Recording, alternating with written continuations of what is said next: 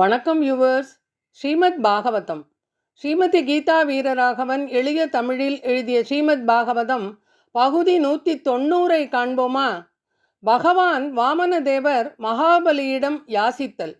ஒருவரிடம் யாசகம் பெறுவதற்கு முன்பு அவரை போற்றி புகழ்ந்த பின் யாசகம் பெற வேண்டும் என்பதனை பகவானே செய்து காட்டுகிறார். பலி சக்கரவர்த்தியே, புண்ணிய தீர்த்தங்களில் பிராமணர்களாலும் போர்க்களத்தில் சத்திரியர்களாலும் யாசிக்கப்பட்டதை தானமாக கொடுக்க மறுத்த ஏழை மனம் கொண்ட ஒரு அரசன் ஒருபொழுதும் உனது வம்சத்தில் பிறந்ததில்லை.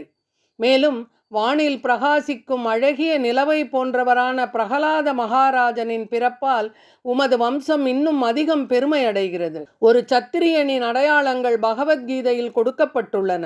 தானம் கொடுக்கும் மனப்பான்மை தகுதிகளில் ஒன்றாகும். பிராமணர் ஒருவரால் யாசிக்கப்பட்ட தானத்தை சத்திரியன் ஒருவன் கொடுக்க மறுப்பதில்லை. மற்றொரு சத்திரியனுடன் போர் செய்வதையும் அவனால் மறுக்க முடியாது. அதை மறுக்கக்கூடிய அரசன் ஒருவன் ஏழை மனம் கொண்டவன் என்று அழைக்கப்படுகிறான். இரண்யாட்சகன் பிறந்ததும் உமது வம்சத்தில்தான். அவன் தனது கையில் கதையை மட்டுமே ஏந்தியவாறு எல்லா திசைகளையும் வெற்றி கொள்வதற்காக உதவியின்றி தனியாக பூமியின் மீது சுற்றி வந்தான். அவனுடன் போட்டியிட எந்த வீரனாலும் முடியவில்லை. அந்த சமயத்தில் தற்போதைய கடலில் இருந்து பூமியை விடுவிக்கும் பொழுது பகவான் வராகமாக அவதரித்தார். கண்முன் தோன்றிய இரண்யாட்சகனை கொன்றார். கடுமையான போர் நடந்தது. இரண்யாட்சகனின் அசாதாரணமான வீரத்தை பற்றி பகவான் வியந்தார். தன்னுடைய சகோதரன் கொல்லப்பட்ட செய்தியை கேட்டு இரண்யகசிபு தன் சகோதரனை கொன்றவரான பகவான் விஷ்ணுவை கொல்ல விரும்பி அவரது வசிப்பிடத்தை நோக்கி கிளம்பினான். பகவான் சிறந்த மாயாவி அல்லவா? தன் முன்னே கையில் ஒரு சூலத்தை ஏந்தியவாறு இரண்யகசிபு வருவதைக் கண்டு பகவான் பின்வருமாறு எண்ணினார். எல்லா ஜீவராசிகளையும் மரணம் பின்தொடர்வது போல நான் எங்கு சென்றாலும் இரண்யகசிபு என்னை பின்தொடர்வான். பலி மகாராஜனே, அதனால் பகவான் என்ன செய்தார் தெரியுமா? இரண்யகசிபுவிற்காக பகவான் ஓடி ஒளிந்து கொண்டார். ஆமாம், இரண்யகசிபுவின் இதயத்திற்குள் புகுந்து விடுவதுதான் தனக்கு நல்லது.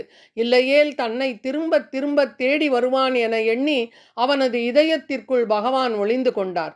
வெளியில் மட்டுமே காணும் சக்தியை கொண்ட அவனால் தன்னை காண முடியாது என்ற எண்ணத்தில் உள்ளே புகுந்து விட்டார். அவன் கண்டிப்பாக இதயத்திற்குள் தேடமாட்டான் என்று பகவானுக்கு தெரியும்.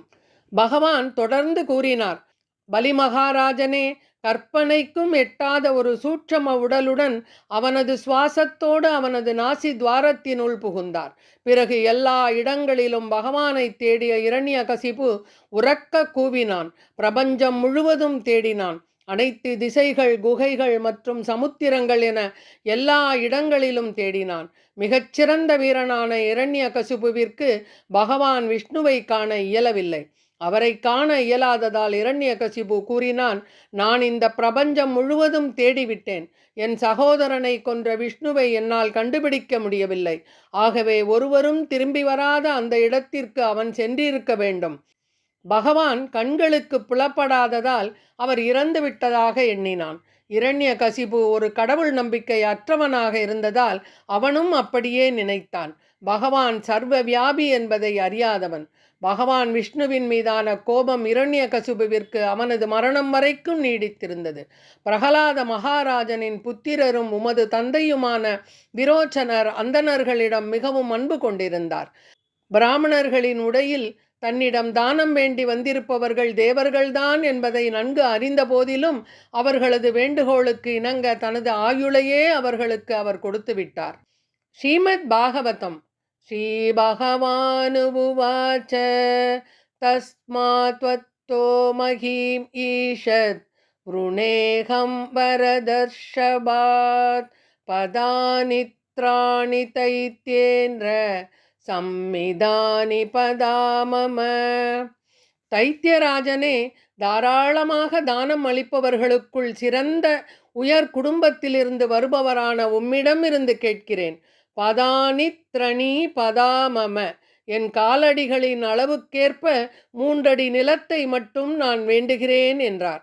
தைத்தியராஜனே, இந்த உலகத்தையே ஆள்பவராகிய நீர் எனக்கு எவ்வளவு நிலம் தேவைப்பட்டாலும் அதை கொடுக்கக்கூடிய கொடைவள்ளலாக இருக்கின்றீர். தேவைக்கு அதிகமாக எதையும் முன்னிடமிருந்து பெற நான் விரும்பவில்லை. நன்கு கற்றறிந்த பிராமணர் ஒருவர் தனது தேவைக்கேற்ப மட்டுமே பிறரிடமிருந்து தானம் பெற வேண்டும். அப்பொழுதுதான் பாவ விளைவுகளில் அவர் சிக்கிக்கொள்ள மாட்டார். வாமனர் 3 அடி நிலத்தை மட்டுமே யாசித்ததால் அவர் ஒரு சிறப்புடைய யாச்சகராக இருந்தார். அவர் அதிகம் ஆசைப்படவில்லை. இதை கேட்டு பலி மகாராஜன் சிரித்தார். நான் இந்த உலகங்களுக்கே சக்கரவர்த்தி, என்னிடம் வெறும் 3 அடி மட்டுமே கேட்கிறாய் என்றார். இந்த அகங்காரமே மகாபலியிடம் ஓங்கி இருந்தது. தன்னால் எதனையும் தர முடியும் என்ற அகங்காரம் இருந்தது. பலி மகாராஜனுக்கு பகவான் என்ன பதில் கூறினார் தெரியுமா? மகாபலி, 3 அடி நிலத்திற்கு நான் திருப்தி அடையவில்லை என்றால் 9 வருஷங்களை கொண்ட 7 தீவுகளில் ஒன்று எனக்கு கிடைத்தாலும், ஏன் உலகங்களையே கொடுத்தால் கூட நான் திருப்தி அடைய மாட்டேன். மகிழ்ச்சி ஒன்றுதான் வாழ்க்கையின் நோக்கம் என்றால் விதிப்பயனாய் தனக்கு கிடைத்துள்ளதை கொண்டு திருப்தி அடைய வேண்டும். பகவானின் அருளால் அடையப்பட்ட பொருட்களில் திருப்தி அடையும் பிராமணர் ஒருவர் ஆன்மீக சக்தியால் அதிக ஞானத்தை பெறுகிறார். ஆனால் நெருப்பில் நீரை தெளிக்கும் பொழுது அதன் ஆற்றல் குறைந்து விடுவதைப் போல தேவைக்கு அதிகமாக ஆசைப்படும் அந்தணனின் ஆன்மீக சக்தியும் குறைந்து போகிறது. ஆகவே பலி மகாராஜனே, தானம் கொடுப்பவர்களில் மிகச் சிறந்தவரான உம்மிடமிருந்து 3 அடி நிலத்தை மட்டுமே நான் யாசிக்கிறேன். இத்தகையதொரு வெகுமதியால் நான் மிகவும் திருப்தி அடைவேன் என்றார் ஸ்ரீ வாமனர்.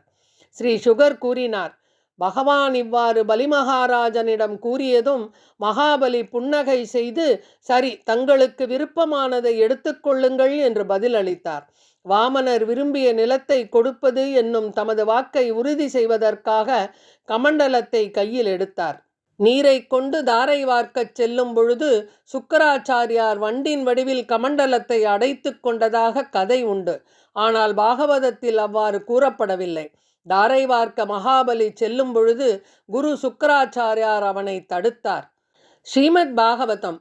ஸ்ரீ சுக்ரவுவாச்ச ஏஷ வைரோசனே சாட்சாத் பகவான் விஷ்ணுர் அவ்யயக கஸ்யபாத் அதிதேர்ஜாதோ தேவானாம் காரிய சாதகக. சுக்கராச்சாரியார் கூறினார், வைரோசன புத்திரனே, குள்ள வடிவில் உள்ள இந்த பிரம்மச்சாரி அழிவற்றவரான பகவான் ஸ்ரீ விஷ்ணுவே ஆவார். காசியப ரிஷியை தந்தையாகவும் அதித்தியை தாயாகவும் ஏற்றுக்கொண்ட இவர் இப்பொழுது தேவர்களின் விருப்பங்களை நிறைவேற்றுவதற்காக அவதரித்துள்ளார். அவருக்கு நிலத்தை கொடுப்பதாக வாக்களித்ததன் மூலமாக ஆபத்தான ஒரு நிலையை நீ ஏற்றுக்கொண்டிருக்கிறாய். இதை நீ உணரவில்லை. இந்த வாக்குறுதி உனக்கு நன்மையை அளிக்காது, மாறாக அசுரர்களுக்கு தீங்கையே ஏற்படுத்தும். ஒரு பிரம்மச்சாரியாக பொய்வேடம் தரித்துள்ள இவர் பகவான் ஸ்ரீஹரியே ஆவார்.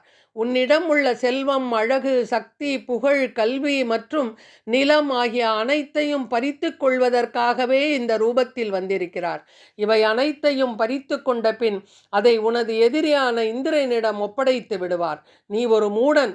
எவ்வளவு பெரிய தவறை நீ செய்துவிட்டாய் என்பது உனக்கு தெரியவில்லை. பகவான் விஷ்ணுவிடம் அனைத்தையும் கொடுத்த பின் வாழ்க்கை நடத்துவதற்கு உனக்கு வழி இருக்காது. நீ என்ன செய்ய போகிறாய்? வாமனர் முதலாவதாக 3 உலகங்களையும் ஓரடியால் அளந்து விடுவார். பிறகு 2வது அடியால் புறவெளியில் உள்ள அனைத்தையும் ஆக்கிரமித்துக் கொள்வார். அதன் பிறகு 3வது அடிக்கான இடத்தை நீ எங்கே அவனுக்கு கொடுப்பாய்? நிச்சயமாக அந்த வாக்குறுதியை உன்னால் காப்பாற்ற முடியாது. உனக்கு இறுதியாக கிடைக்கப் போவது நரகவாசம்தான். ஒருவனுடைய ஜீவனோபாயத்திற்காக ஆபத்தை விளைவிக்கும் தானத்தை கொடுக்கக்கூடாது. அதனால் நான் சொல்வதை நீ கேள்.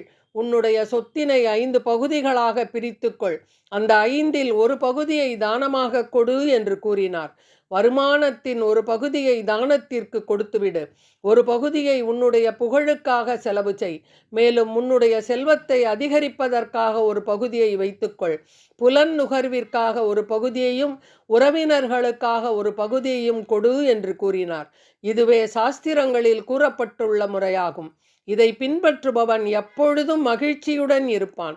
மகாபலி, நீ நிலம் தருவதாக வாக்கு கொடுத்து விட்டாய். ஆனால் இந்த சந்தர்ப்பத்தில் நீ தானம் அளிக்க வேண்டிய அவசியமில்லை.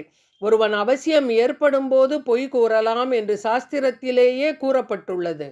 ஸ்ரீமத் பாகவதம். ஸ்ரீஷூ நர்ம விவாகே ச விருத்தி அர்த்தே பிராணசங்கடே கோ பிரம்மணார்த்தே ஹிம்சாயாம் நான்ருதம் சயா ஜுகுப்சிதம். 5 தருணங்களில் ஒருவன் பொய் கூறலாம்.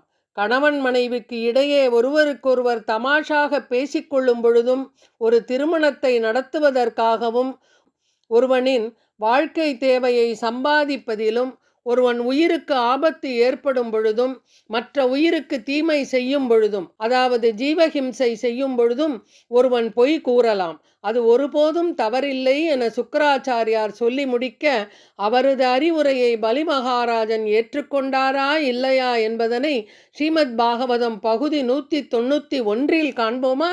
நன்றி, வணக்கம்.